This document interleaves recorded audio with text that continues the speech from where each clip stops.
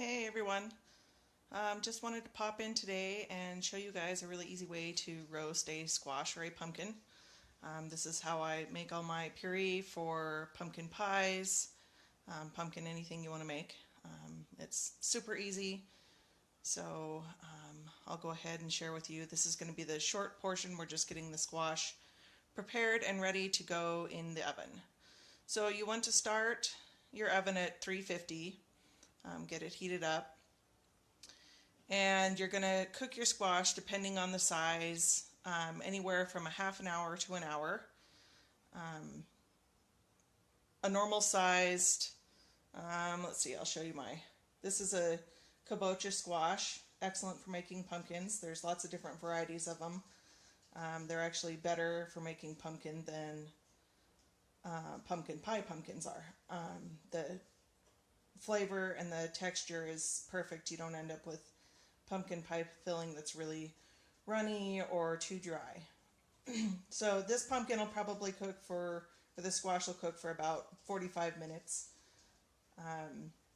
You go ahead and give it a good scrub because you're cooking the whole thing. We're not cutting it up or into pieces to roast it. It's going in whole.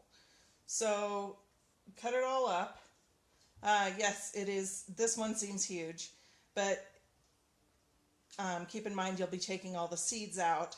So, essentially you're only eating the flesh, which is anywhere from 1 inch to 2 inches on the inside. And I make mine, and once I do the puree, then I stick it in containers and freeze it. Hey Autumn, hey Lori. So scrub it up good because you don't want any dirt on it when it comes time to cut it out of the oven. The easiest thing, or the best way to do it, is just to cook it whole. Everybody else that I've seen cuts it in half. I don't know if you've tried to cut a squash before, but they're really hard and it's a pain in the butt to cut them. So you just take your whole squash like this, and then you're going to put it in the oven. Make sure you take out your middle rack if you have a smaller oven. Sorry, I can't do this and record.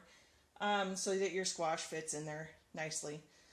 You don't want to cook an enormous pumpkin in there. It's going to take too long and it probably won't be good.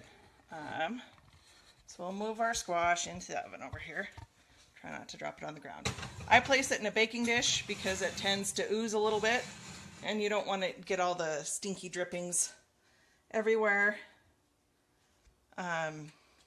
in your oven, because then you'll just have burnt smell.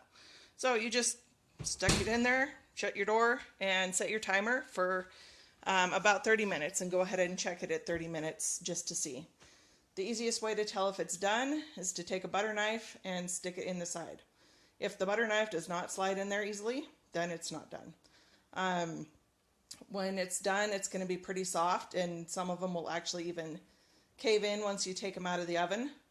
Just kind of squish in, but you don't have to worry about that. That's perfectly fine. So I will be back probably 30 minutes, 45 minutes, depending on how long it takes. I'm guessing by size, maybe 45 minutes for this squash to cook. And then I will share with you how I open it up and get the seeds out and take all the meat from the squash or the pumpkin and puree it up and freeze it, or use it, whatever you need to do for later. But this is a super easy way to do it without trying to cut up a hard pumpkin or fighting anything else. This will work with most squashes. I haven't had one that I haven't enjoyed just cooking it whole. Obviously, the size of your squash, you want to, if you've got a really small squash like a butternut or a buttercup squash, any of the smaller ones, then you want to probably check them after about 20 minutes because you don't want to have them be too soft or burn them.